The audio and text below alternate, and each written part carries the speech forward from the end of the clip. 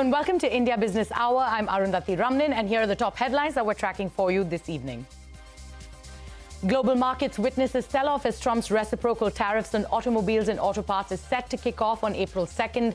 Asian markets plunge. Japan's Nikkei enters correction territory. Europe also falls. India and USA reach an understanding on the next steps towards a mutually beneficial bilateral trade agreement. Sector-level talks to take place virtually in the coming weeks. Discussions held on increasing market access, reducing tariffs and non-tariff barriers. U.S. President Donald Trump lashes out at the leaders of both Russia and Ukraine as ceasefire talks remain deadlocked. Says he was very angry with Putin for questioning Zelensky's credibility. Tells Zelenskyy he would have big problems if he backed out of the mineral rights deal. Gold prices hit a record high as tariff tensions spur safe haven buying. Gold hits $3,127 an ounce amid falling yields and a weakening U.S. dollar. Gold soars over 18% in the first quarter of this calendar year. Government to convert Vodafone Idea's outstanding spectrum auction dues into equity shares worth 36,950 crore rupees. Government stake to increase from 22.6% to 49%, but promoters to retain operational control of the firm. Shares to be issued at 10 rupees apiece. Temasek agrees to buy stake in snack and sweets major Haldirams. Money control sources say the deal will see Temasek buy 9% stake at a $10 billion valuation. Deal to help Haldirams continue its ambitious expansion plans both in India and internationally. Centre sends Ola Electric a fresh notice over discrepancies in February sales, calls Ola's earlier responses unsatisfactory, gives the EV maker 7 days to reply to specific queries on number of vehicles sold and registered. That's an exclusive. Bajaj Auto dominates electric two-wheeler sales in March with over 30,000 units sold, gets a market share of 25.8%. TVS iQube came in a close second with 26,481 units sold, while Ola Electric sells 22,685 units with a market share of 19.4%. Those were the headlines that we're tracking for you this evening. But the top story, U.S. President Donald Trump has said that the reciprocal tariffs he plans to unveil this week will apply to all nations, not just a select group. The U.S. leader has pledged to introduce a sweeping tariff plan on Wednesday, a move that he has called Liberation Day. He has already imposed tariffs on aluminium, steel and automobiles, alongside heightened duties on all imports from China. Sanjay Suri is here with a report on how USA's duties on auto imports could impact India's auto sector. Sanjay? Trump is poised to slap heavy tariffs on automobiles imported into the U.S. India does not export a lot of cars to America. It sent only about $9 million worth of cars last year, but India exported about $7 billion worth of auto parts, and those face tariffs May onwards. But then India is under pressure the other way around as well to lower tariffs on import of American cars, and that could be a dangerous drop if the Indian government were to go that way. Tariffs on automobile imports are high for a reason. They're high for very good reasons.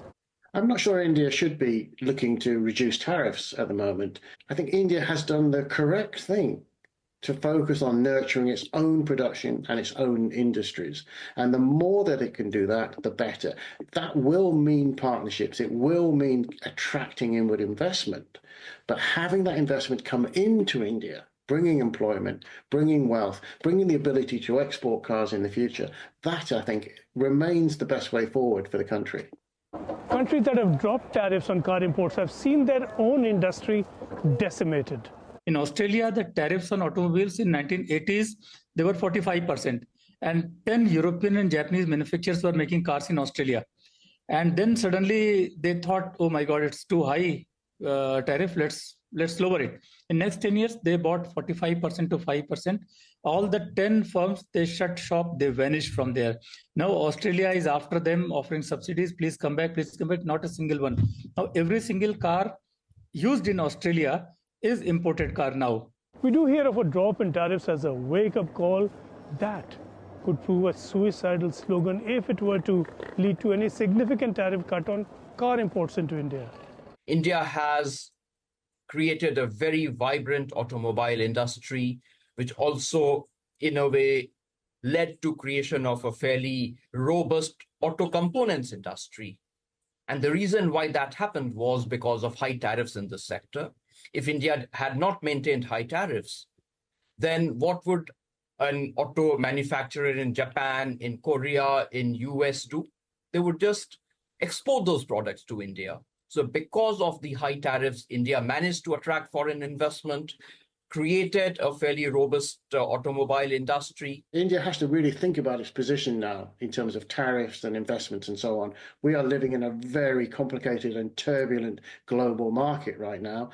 Many countries are looking to actually internalize production much more, because of the threat of tariffs and so forth. India's position will therefore have to be charted with extreme care by ministers and senior industry leaders in order to find exactly the right way forward in this very complicated situation.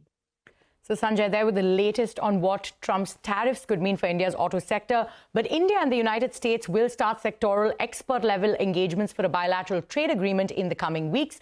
This decision follows 4 days of negotiations between senior officials from both nations in New Delhi. Now, the Commerce Ministry has said it aims to finalize the first tranche of the bilateral trade agreement by the end of this year. Abhimanyu Sharma is here with all of those details. Abhimanyu?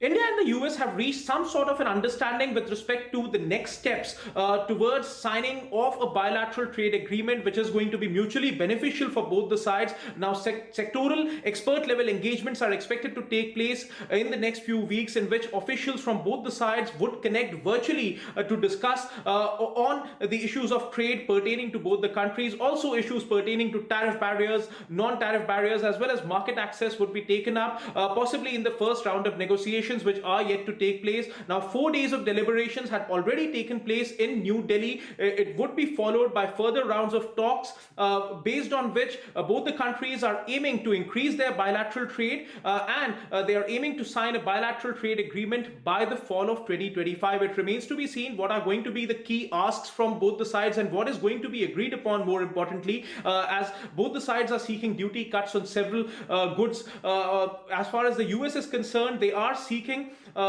duty cuts on wines, automobiles, and several other industrial goods, while India is likely to seek duty cuts on labor-intensive goods like textiles. It remains to be seen how early the engagements are going to finish, what is exactly going to be the contours of the agreement which is going to be signed between both the countries. Also, earlier, we had reported that there were concerns expressed by the Indian industry before the government about the possibility of the impact of reciprocal tariffs which are going to come into effect from the 2nd of April. It remains to be seen what is going to be the immediate impact from these tariffs.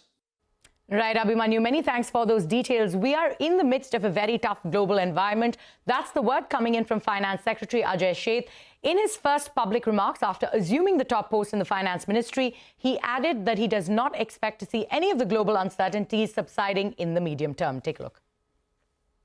Economic difficulties being faced by different nations, be it developed or developing, that is getting accentuated in their geopolitical stance. It is not the other way around. There are more uncertainties, and going forward, I don't see those uncertainties subsiding, at least in the medium term. Maybe for a long period, we are in the era of uncertainties. Meanwhile, global markets see a sell-off ahead of Trump's reciprocal tariffs on automobiles and auto parts that are set to kick off on April 2nd. Asian markets saw red, with Japan's Nikkei falling over 4%, entering correction territory. In South Korea, the Kospi ended over 3% lower, while Hong Kong's Hang Seng fell over 1%. Markets in Europe are also trading with deep cuts. Meanwhile, policy uncertainty and new sweeping tariffs from the Trump administration has sparked worries of stagflation for the U.S. economy. According to the CNBC Rapid Update, which averages forecasts from 14 economists for GDP and inflation, said that they saw first quarter growth registering an anemic 0.3% compared with the 2.3% reported in the fourth quarter of 2024. It would be the weakest growth since 2022 as the economy emerged from the pandemic. U.S. President Donald Trump lashed out at the leaders of both Russia and Ukraine as efforts to kickstart ceasefire talks remained in a deadlock. Trump first criticized Russian President Vladimir Putin for questioning the credibility of Ukraine's Volodymyr Zelenskyy as a negotiating partner. Trump said he was very angry with the Kremlin chief. The U.S. leader softened his tone on Putin later and turned his ire on Ukraine's Zelenskyy. Trump warned that the Ukrainian leader would have big problems if he wanted to renegotiate the deal to sign over Kiev's mineral rights to the United States. I think Zelenskyy, by the way, I see he's trying to back out of the rare earth deal. And if he does that, he's got some problems, big problems. We made a deal on rare earth, and now he's saying, well, you know, I want to renegotiate the deal.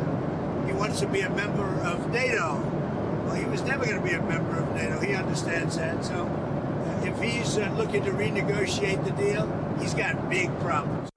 And in the commodity markets, crude oil prices gained marginally after U.S. President Donald Trump threatened to impose secondary tariffs on buyers of Russian oil. Trump said that the tariffs could be imposed if he feels Moscow is blocking his efforts to end the war in Ukraine. However, oil prices remain on track to record its first quarterly drop in 2 quarters. Gold prices hit another record high after tariff tensions spurred safe haven buying. The yellow metal hit $3,127 an ounce amid falling yields and a weakening dollar. Gold has now risen over 18% in the first quarter of this calendar year. And in a bid to provide financial stability, the government has decided to convert Vodafone Idea's outstanding spectrum dues into equity. This move comes after the cabinet rejected the telecom department's proposal for a partial waiver of the company's AGR dues. Ashmit Kumar joins us now with the details. Ashmit, what are you picking up? Well, it's an important decision that we've seen over the weekend. The government keen on converting more debt that was owed to it into equity. The large numbers, of course, are known to us. About 37,000 crores of debt, spectrum dues, now being converted to equity will take the government shareholding to nearly 49%. Those are the broad numbers.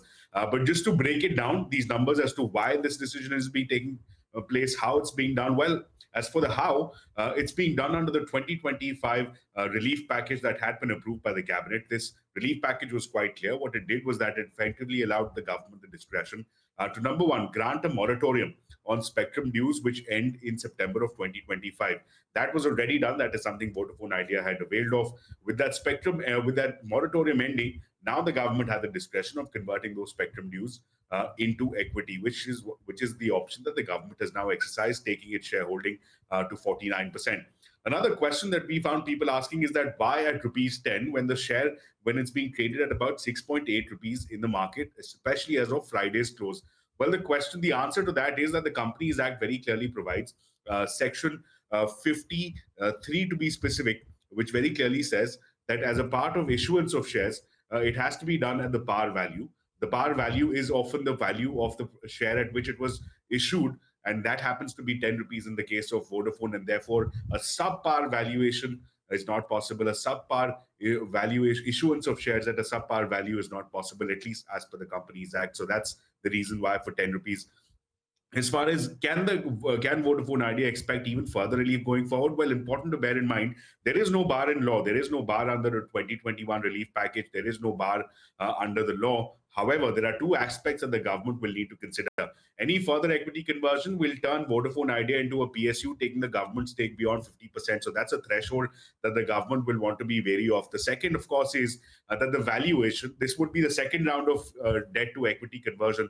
In the first round, we've already seen that the value of the government holding is down by 32%. That may also be something that may weigh on the minds of the DOT. And finally, going forward, can this be another formula that Vodafone Idea can rely on? Well, as far as this round of debt to equity is concerned, it does grant them relief, at least as far as the end of FY26. The concern is what happens after that. After that, from FY27 onwards, till FY31, they have a strike rate of 43,000 crore rupees. That's the amount they'll have to churn out every year by way of these spectrum dues. So that is an answer. That is a question that now the Vodafone Idea management will now have to answer. Right, Ashmit. Many thanks for those details. So some relief coming in there for Vodafone Idea. Moving on, Haldirams Snacks has entered an agreement with Singapore-based firm Temasek. The global investment giant will acquire equity stake from existing shareholders of Haldirams. The details of the transaction have not been disclosed yet. However, money control sources have said that the deal will see Temasek by 9% stake at a $10 billion valuation. In a statement, PwC also announced the addition of 2 new investors, IHC and Alpha Wave Global, to the ongoing equity round. If the deal fructifies, it will be one of the biggest transactions in the domestic consumer segment. Electric two-wheeler sales for the month of March saw Bajaj Auto top the list after it sold a little over 30,000 units in the month. The firm secured a market share of 25.8%. TVS iQube followed closely on the heels of Bajaj Auto after the firm sold 26,481 units with a market share of 22.6%. Ola Electric came in third after it sold 22,685 units with a market share of 19.4%. Ather sold 14,447 units in the month of March, while Hero Vida sold 6,539 units. On to a CNBC TV 18 exclusive, the Road and Transport Department has issued a third letter to Ola Electric over mismatch in sales and registrations. Sources have told CNBC TV 18 that the government expects a response from the company in 7 days. Parikshit Luthra joins us now with all of those details. Parikshit, what are your sources telling you? Ola Electric continues to face queries and strong queries from the government over a mismatch in sales and registration data. Both the Ministry of Heavy Industries and the Ministry of Road Transport and Highways are asking the company why there is a difference between the number of vehicles registered in the month of February and the sales numbers being claimed by Ola Electric. As per the government's Vahan portal, there are 8,647 odd vehicles registered for Ola Electric, and the company claims in a stock exchange filing that 25,000 vehicles were actually sold in the month of February.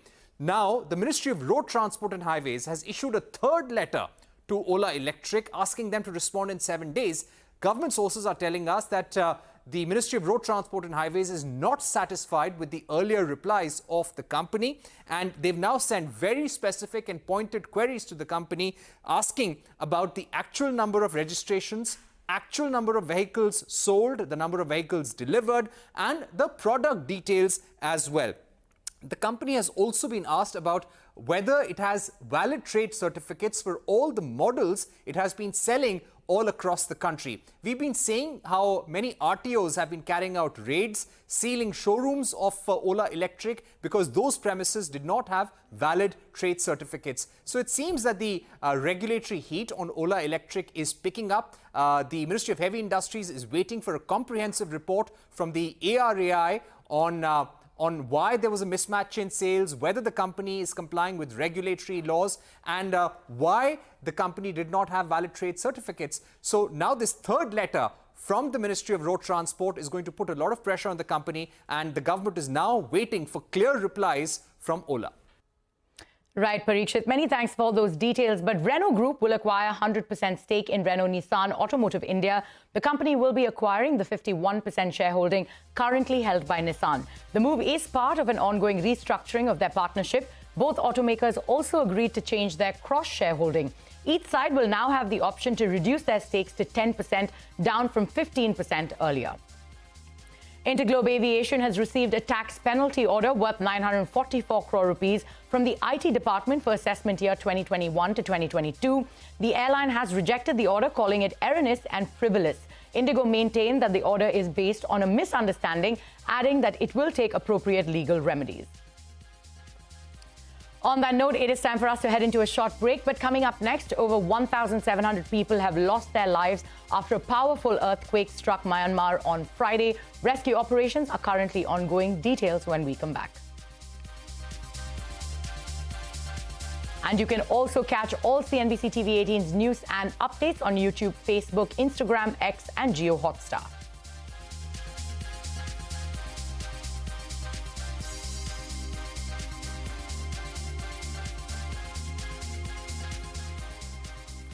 Welcome back. You're still with us on India Business Hour. Israeli forces have continued to attack Gaza, killing at least 9 people on the second day of Eid. The Palestine Red Crescent Society has recovered the bodies of 15 emergency workers.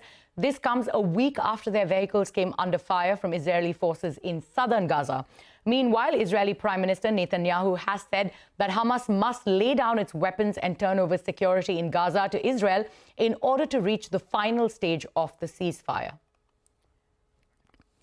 Iran's president has rejected direct negotiations with the United States over the nuclear program.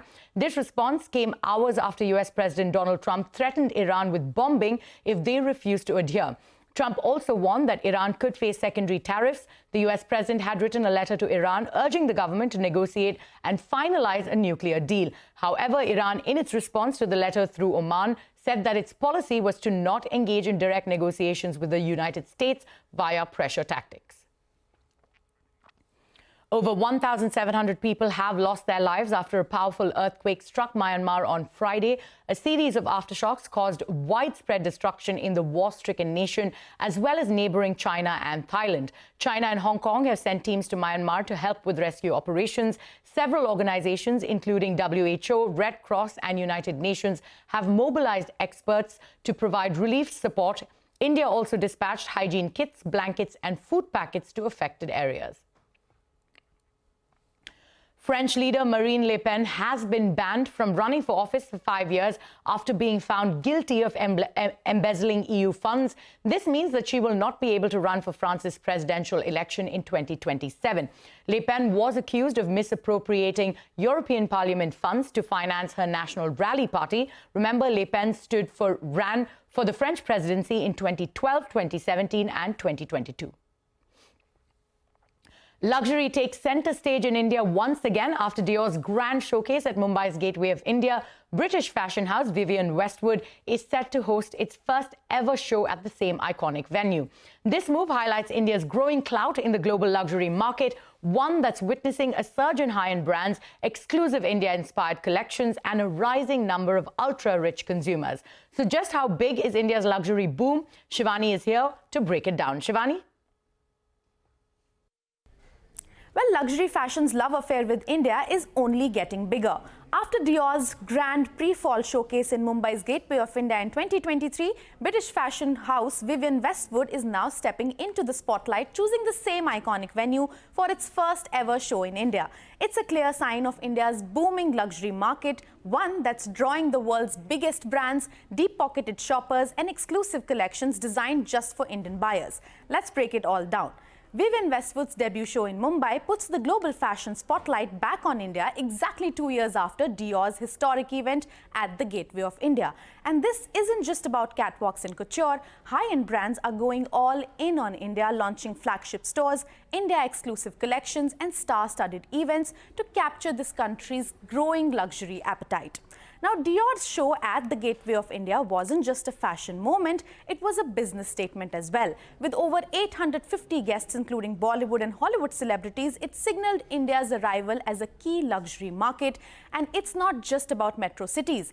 A Tata Click luxury report finds that 43% of India's luxury consumers are now outside traditional metros, fueling demand from smaller cities as well. Now, just how big is then the India's luxury boom? Well, the numbers say it all. India's luxury retail market, worth $8 billion today, is projected to hit $14 billion by 2032. And it's not just fashion. Luxury goods as a whole are expected to surge to $85 to $90 billion by 2030. With the number of high net worth individuals set to double by 2027, global brands have every reason to bet big on India. Even Swiss watch exports to India shot up by 20% in 2024, proof that Indian buyers are spending more than ever on luxury. And it's not just the big names already in India. More global luxury giants are setting up shop. Say Valentino, Louis Vuitton, Chanel and Balenciaga all have expanded their footprints in India. Luxury footwear, high-end watches and couture labels are making India a top priority right now. Luxury brands aren't just selling to India, they're creating for India. Take Bulgari's Mangal Sutra, a fashion of Italian craftsmanship combined with the Indian traditions, or Christian Louboutin's Diwali edit, which blends Indian festivity with high-end fashion. Louis Vuitton's Rani Pink collection and Jimmy Choo's Diwali capsules are further proof that global brands are customizing luxury to suit Indian tastes. So why is India such a hot market for these big brands? 3 key reasons for that. First, blockbuster fashion shows. Global brands are using high-profile events to cement their presence in India. India-exclusive collections also, tailoring luxury to local preferences, is proving to be a winning formula for these brands. A growing ultra-rich population, more millionaires means bigger demand for high-end goods. And the biggest takeaway, India is poised to become the fastest growing luxury market in the world. So from Paris and Milan to Mumbai, luxury brands are finding their next big opportunity in India. With Dior, Vivienne Westwood and a lineup of global giants making their mark, the country is quickly becoming a must-have destination in the global luxury playbook. Back to you. All right, Shivani, many thanks for those details. But with that, it is a wrap on this edition of India Business Hour. Many thanks for watching. News continues right here on CNBC TV 18.